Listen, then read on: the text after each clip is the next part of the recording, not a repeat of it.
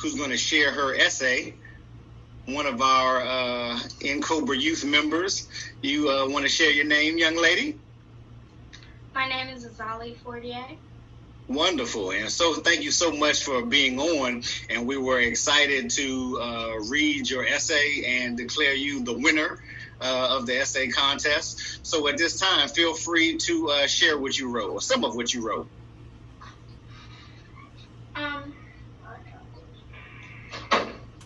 I wrote an essay called Reparations Now, 400 Years of Terror.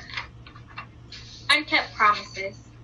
As slavery was coming to an end, we, African Americans, were promised 40 acres and a mule as a form of reparations from the president and the government of the United States.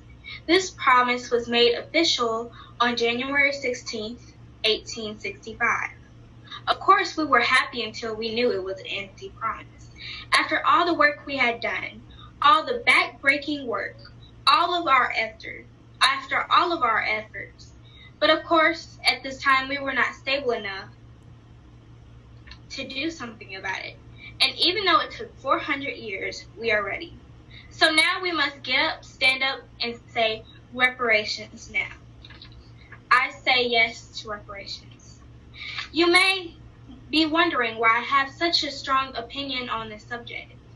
Well, as a people, it is our responsibility to fight for our rights, our families, and ourselves.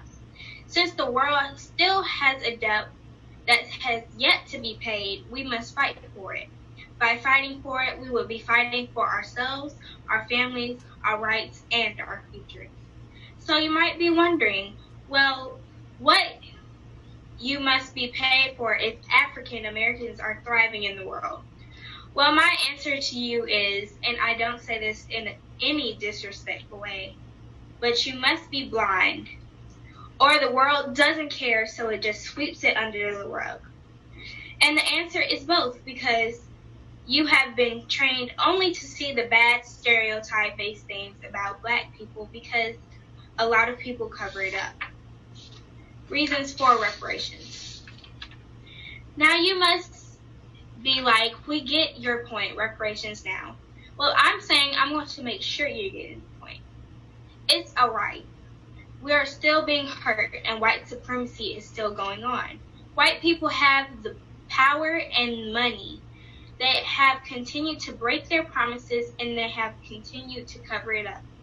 They are thinking several years ahead, and they have us African American people so brainwashed that we can't even see it. It's not right.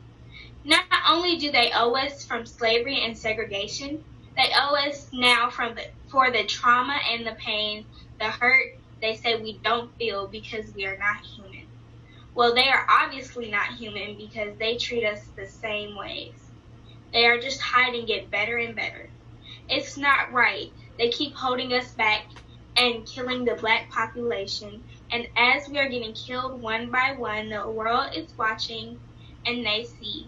But their hearts are so dead that when they see they're killing people, they watch not in fear, but in hope that one day whites will rise to power and African Americans will be inferior once and for all.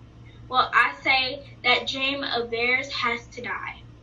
But the first step is getting our reparations and getting our fair share. Because we built this country. We worked, bled, and died on the land where we are today. Let's make our ancestors proud and get what we are owed. How would you feel? Now imagine you're a slave and you were promised some justice.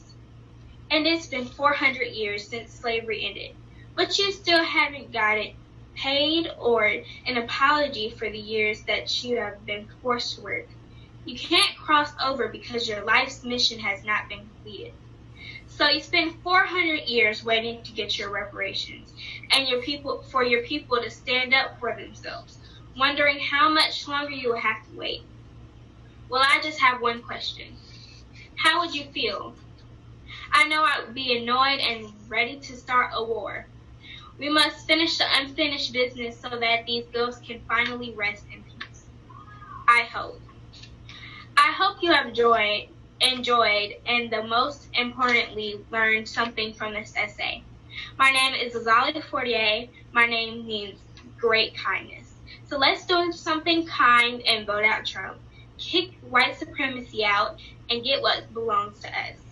Let's make things right. Let's live our best lives. Let's help our ancestors rest in peace. Let's do all of these things because I hope for a better world where we can all live in peace. I hope we can finally come together and do what we must do. One day, I hope one day, I can look back over my history and say the world was always against us, and yet we always came together to defeat the world. I hope that as you're reading this and you're getting ready to help my dreams become a reality. Thank you.